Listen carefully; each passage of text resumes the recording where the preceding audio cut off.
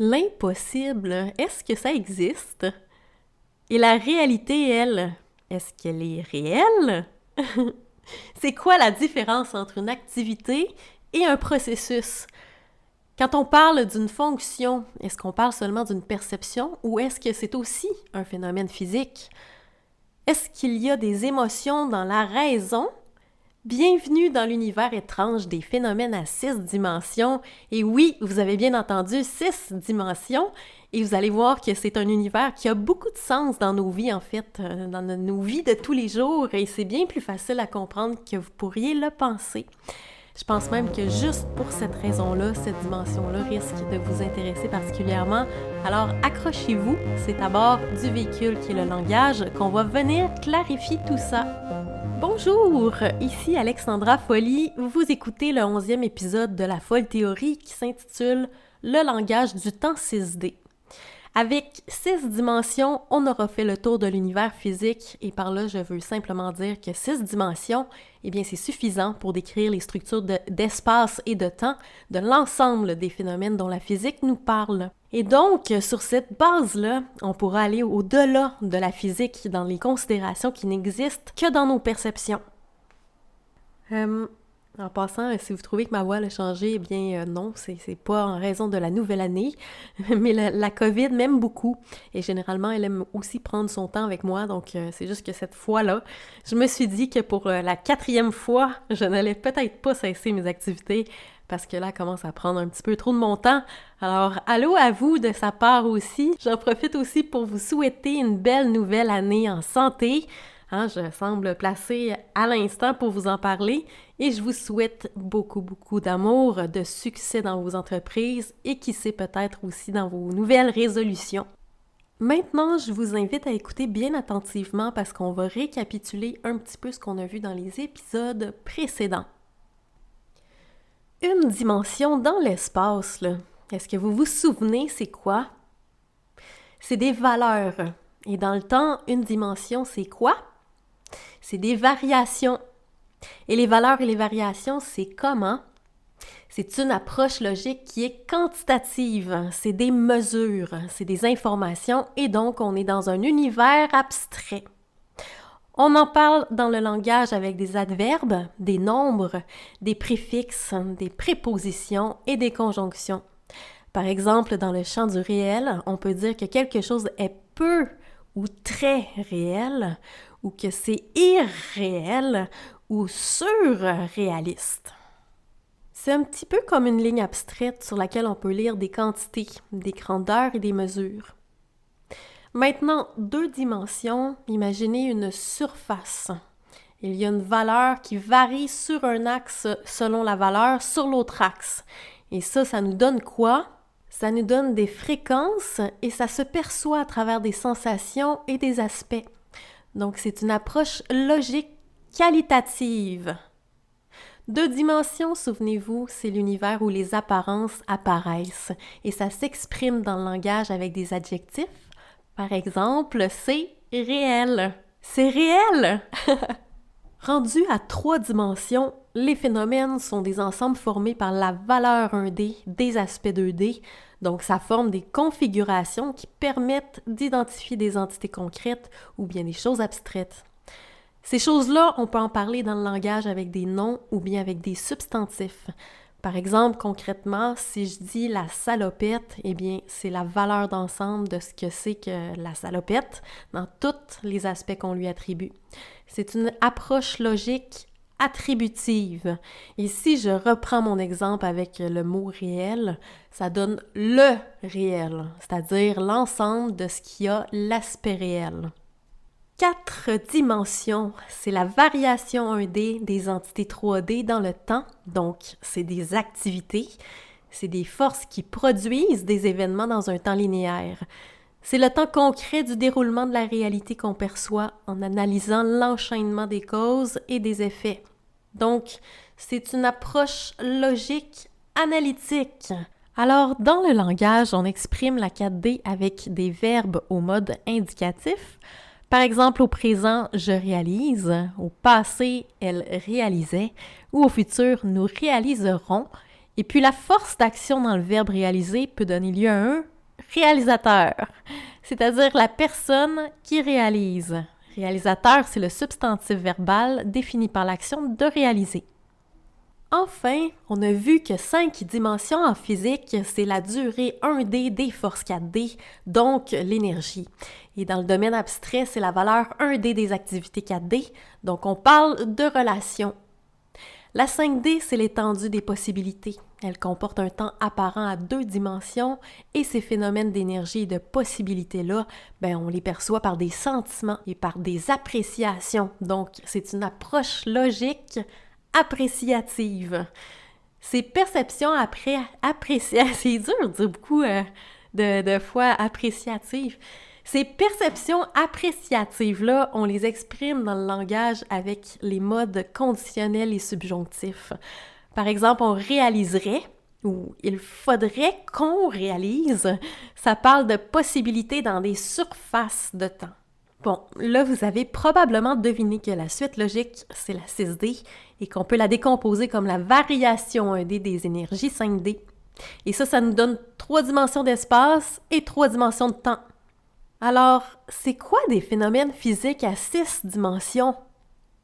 Déjà dans l'épisode précédent, on a vu que rendu à 5 dimensions, ça devient parfois plus facile d'identifier des phénomènes dans les domaines linguistiques, psychologiques et abstraits que dans le domaine physique.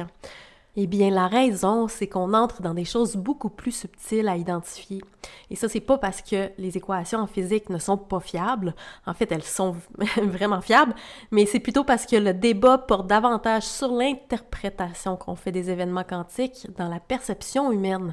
Alors, quand on arrive à 6 dimensions, vous comprenez bien que c'est encore plus subtil et c'est encore moins facile d'identifier les phénomènes du domaine physique par rapport au domaine abstrait et psychologique. Et donc, c'est ce qu'on va faire maintenant. Plutôt que de parler en termes physiques de variation d'énergie, on est dans la physique, variation 1D d'énergie 5D, on va parler en termes abstraits d'intensité 1D, des possibilités 5D ou de valeur 1D des relations 5D. Alors, c'est quoi la 6D? Eh bien, la valeur d'ensemble des relations, c'est le type d'activité que des combinaisons et des variations de relations de tout genre peuvent engendrer. Autrement dit, la 6D, c'est l'identification des circuits de connexion, de liaison et de relations, et on va voir que ça marche autant dans les domaines abstraits psychologiques que dans le domaine physique. Dans notre perception, quand on identifie un circuit de relation entre des choses, c'est qu'on attribue une valeur à des activités potentielles. Par exemple, si j'utilise la clé de la voiture, ça va déclencher une circulation d'électricité qui, à son tour, va allumer le moteur, qui va pouvoir faire tourner les roues de la voiture, qui va pouvoir avancer. Vous voyez que dans ce circuit-là de relations, il y a une succession d'événements hypothétiques et ces événements-là, ils ont une valeur de cohérence d'ensemble qu'on appelle une fonction. Une suite de fonctions, quand elle est structurée d'une façon assez ordonnée et cohérente pour accomplir certaines activités, ça devient un principe de fonctionnement. Un principe de fonctionnement, c'est une succession d'opérations qui forment un processus. Et un processus, c'est un ensemble d'opérations qui produit un résultat avec une certaine valeur. C'est-à-dire qu'on lui attribue une vocation. On lui reconnaît une utilité potentielle. Et si on reconnaît une utilité à quelque chose, eh bien, ça va lui donner un sens, une signification. Je ne sais pas si vous me voyez venir. En fait, tous ces mots-là que je viens d'introduire, le sens, la signification, la fonction, la vocation, l'utilité, le processus, le principe, le concept, ce sont des phénomènes à 3 dimensions de temps. Et ce temps-là à 3 dimensions, c'est un temps abstrait, un temps imaginaire, bref, c'est un temps mental. La 6D, c'est des facteurs plus ou moins probables qui sont enchevêtrés et s'ils sont assez ordonnés, ils peuvent produire des fonctionnements. Alors là, on comprend que la notion de sens ou de principe, c'est clairement abstrait, et donc l'abstraction, c'est un point commun avec la 1D, mais ici, dans la 6D, eh bien l'abstraction, elle est dans les aspects dynamiques, où il y a forcément des aspects temporels. Alors que la 1D, ça peut très bien être là, juste une mesure, une donnée, ou autrement dit, une information. On va d'ailleurs voir ça bientôt, par quelle manière la 1D et la 6D se complètent pour former l'univers abstrait. Ça, c'est très excitant. Plus on avance, là, plus je suis enflammée. J'aimerais ça faire une parenthèse ici pour dissiper tout malentendu et tout amalgame possible entre la notion de causalité et celle de déterminisme. Le déterminisme qu'on a vu dans la 4e dimension, c'est des actions concrètes qui s'enchaînent dans une succession déterminée par un temps linéaire, OK? Et oui, dans ce temps linéaire-là, chaque état instantané détermine bien le suivant dans une logique de causalité. On a vu ensuite que la 5D, c'est un univers quantique indéterministe avec un temps de possibilité. Ça ne signifie pas pour autant que la notion de causalité elle a disparu. Ça signifie juste qu'une même cause peut avoir plusieurs effets probabilistes et donc indéterministes. Rendu à 6 dimensions, on pourrait penser que l'enchaînement de cause à effet qui forment des fonctions nous ramène au déterminisme, mais ce n'est pas le cas. Un même circuit de relation peut engendrer différentes fonctions. Et surtout, une fonction, ça existe même quand le circuit n'est pas complet et quand l'activité ne se produit pas concrètement. Par exemple, les différentes pièces d'une voiture, ça forme déjà la fonction de la voiture, même quand il n'y a pas d'essence dans le réservoir, et à la limite, même quand les pièces ne sont même pas assemblées. Même s'il y a de la causalité, on n'est pas du tout dans un temps d'événement concret déterministe, et c'est bien un temps hypothétique où il faudrait que ceci se produise pour que ça engendre cela. Pour dire plus simplement, il y a effectivement de la causalité dans le déterminisme, mais il n'y a pas nécessairement de déterminisme dans la causalité. Ça a l'air pareil, mais c'est justement ça qui fait la différence entre la 4D déterministe, qui est un temps linéaire où l'activité se produit sans perception de fonction, et la 6D avec son temps volumique, où la causalité engendre la notion de fonction. Je referme la parenthèse là-dessus. La valeur 1D des relations 5D, c'est une expression abstraite et traduite dans le domaine physique, ça correspond à la durée 1D de l'énergie 5D, autrement dit à la variation de l'énergie, à sa circulation. Je répète, la valeur des relations, ça correspond à la circulation de l'énergie. Ça veut dire que l'énergie pourrait emprunter certains circuits et que ça pourrait avoir certains effets en termes d'activité. Alors, un circuit d'énergie qui est conçu pour engendrer une certaine activité, on appelle ça un mécanisme. Par exemple, une horloge, c'est un mécanisme, comme un moteur, c'est aussi un mécanisme. C'est des objets qui ont une structure dans 3 dimensions d'espace, et cette structure spatiale-là, elle fait apparaître des fonctions. Après, qu'est-ce qui fait que ces fonctions-là ont plus ou moins de probabilité de se concrétiser? Souvenez-vous, on avait vu dans les épisodes précédents que la probabilité, ça implique 2 dimensions de temps et que c'est une affaire d'énergie 5D. C'est clair que s'il n'y a pas d'énergie disponible, il n'y a pas d'action possible non plus. Mais quand il y a un mécanisme qui existe, même s'il n'y a pas d'énergie disponible pour le faire fonctionner, donc pas de possibilité que ça fonctionne, le circuit que l'énergie prendrait si elle était disponible fait que la fonction existe dans 3 dimensions de temps, donc 6 dimensions en tout. Alors, la vocation de rouler qui est associée à la voiture, elle existe même quand il n'y a aucune possibilité qu'elle roule. On pourrait penser que la vocation est purement imaginaire et qu'elle n'existe que dans nos perceptions. Pourtant, lorsque le mécanisme est actif, la fonction elle est vérifiée concrètement, elle se manifeste physiquement dans la production de l'activité. La fonction, elle est donc à la fois distincte et indissociable de l'activité. La fonction, elle englobe l'activité, elle la contient, elle la comprend. Et j'imagine que vous voyez maintenant à quel point le temps à 3 dimensions est abstrait parce qu'il est plus abstrait qu'une probabilité. Récapitulons ce que je veux dire par aller du plus concret au plus abstrait. Une activité ou une absence d'activité, ça se produit sur une ligne de temps qui, elle, est le temps concret. Une possibilité, c'est une surface de temps, tout comme l'impossibilité, qui est simplement une possibilité nulle. Enfin, les fonctions ou l'absence de fonctions, c'est des volumes de temps. Alors, on peut dire que la fonction est plus abstraite que l'impossibilité. Si je vous dis qu'on va parler de temps à 3 dimensions, là, ça vous semble sans doute complètement fou et difficile à comprendre, mais pourtant, vous n'avez aucun mal à concevoir la vocation d'une voiture, hein? Et c'est aussi facile pour vous de comprendre la vocation d'objets aussi divers qu'un stylo, qu'une poignée de porte, un grille-pain ou un ordinateur. Alors vous voyez, vous êtes capable de vous représenter des phénomènes à 6 dimensions et vous le faites même très naturellement dans votre vie quotidienne. Vous percevez déjà des connexions possibles entre les choses, comme un marteau, un clou et une planche de bois. Vous pourriez d'ailleurs me parler de leur fonction et de leur vocation sans difficulté, mais on peut quand même se demander si ce temps-là à 3 dimensions existe autrement que dans notre imagination.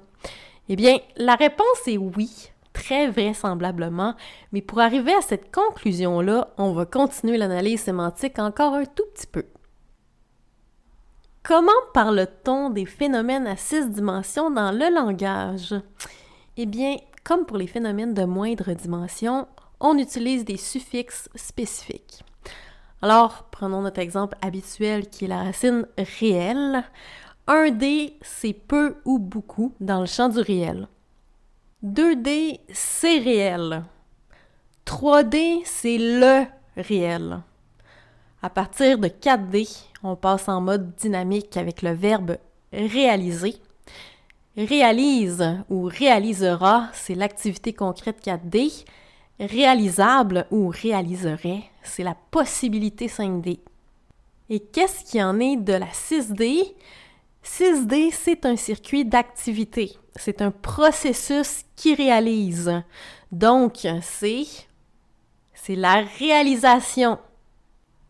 Rendu à 6D, vous voyez maintenant très clairement comment l'inflexion avec le suffixe à la fin des mots nous renseigne sur la dimensionnalité des phénomènes. D'autres mots qui finissent en sion désignent des processus comme opération, perception, représentation, imagination et définition. Et il existe des mots avec d'autres terminaisons qui désignent des processus.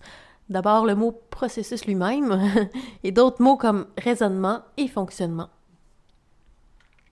Vous avez peut-être remarqué que les mots qu'on emploie pour parler des phénomènes 6D, c'est des noms communs, comme quand on parle des entités à 3 dimensions, mais ici, à 6D, on parle d'entités d'action. Donc, il y a bien des volumes, mais il s'agit de volumes temporels. Eh bien, il existe toute une panoplie de suffixes qui sont des marqueurs pour différents ordres de phénomènes 6D qu'on va découvrir progressivement. Alors, on va reprendre le vocabulaire qu'on a identifié pour les phénomènes à 6 dimensions. Ce vocabulaire-là, c'était des mots tels que sens, signification, vocation, utilité, processus, principe, fonction, fonctionnement, mécanisme.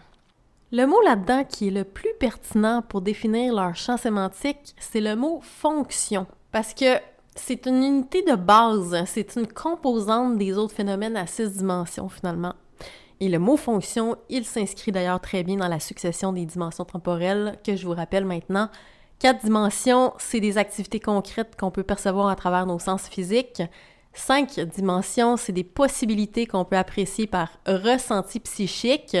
Et 6 dimensions, c'est des fonctions abstraites qu'on peut imaginer mentalement. Pas mal, hein? 4D, concret physique. 5D, ressenti psychique. 6D, abstrait mental. Vous voyez, c'est curieusement comme la 1D d'information abstraite, la 2D de surface apparente et la 3D des êtres et des choses physiques. Mais avant de faire des connexions entre nos dimensions d'espace-temps, on va explorer un petit peu plus en détail ces phénomènes de fonction-là. Vous savez, une fonction, ça peut être un circuit très simple, sans véritable vocation dédiée. Par exemple, si vous ramassez un bâton pour vous en servir comme une canne, ben ça peut fonctionner très bien, hein? Pourtant, à la base, le bâton, lui, il n'est pas conçu pour être une canne, c'est pas sa vocation, mais le processus très simple de vous servir du bâton, ça lui donne cette fonction-là, OK? Un processus, c'est un ensemble d'opérations, un enchaînement d'usages possibles qui aboutissent à la perception d'une signification. Par exemple, la recette d'un bon gâteau aux carottes, c'est un processus qui est constitué de différentes opérations successives. Et le sens, l'utilité, la finalité de la recette, eh bien, c'est un gâteau qui se mange. Alors, il y a une différence entre un processus et un mécanisme. Vous voyez bien qu'il y a des points communs et des différences entre une recette de gâteau carotte et un moteur de voiture, hein? Parce que la recette, eh bien, c'est un processus qui met en relation différentes choses qui ne sont pas forcément assemblées au départ. Quand on associe différentes actions et différentes entités ou différents outils pour produire un résultat, on appelle ça aussi un procédé. Un moteur de voiture, ben c'est plus qu'un procédé, ça comporte un mécanisme, c'est-à-dire que c'est une entité qui est intrinsèquement dédiée à exécuter un processus. Le moteur, lui, il est constitué de différentes pièces qui ont chacune des fonctions spécifiques et l'assemblage des pièces, ça forme une méta-entité, un genre de structure cohérente qui a une raison d'être et cette raison d'être-là, c'est le processus. Alors, un objet physique comme ça, qui comporte un mécanisme, on appelle ça une machine ou un appareil. La raison d'être ou l'utilité de l'appareil, on appelle ça une vocation, et son processus, on appelle ça un fonctionnement. Donc, une machine a une vocation liée à son fonctionnement. Ça fait 3 types de phénomènes différents qui ont tous 6 dimensions. Ces différents ordres de phénomènes 6D, ils dépendent des sous-ensembles qui forment la structure à 6 dimensions de l'espace-temps. Dans le prochain épisode, on va voir qu'il y a 3 grands ordres de phénomènes 6D, le processus, le sens et l'identité. Alors c'est là qu'on va mettre le doigt sur les structures mêmes de la signification, de la conscience et de la représentation. Mais ça va être, comme je vous dis dans le prochain épisode, un épisode indispensable pour comprendre comment on comprend. Alors, je vous dis à très bientôt!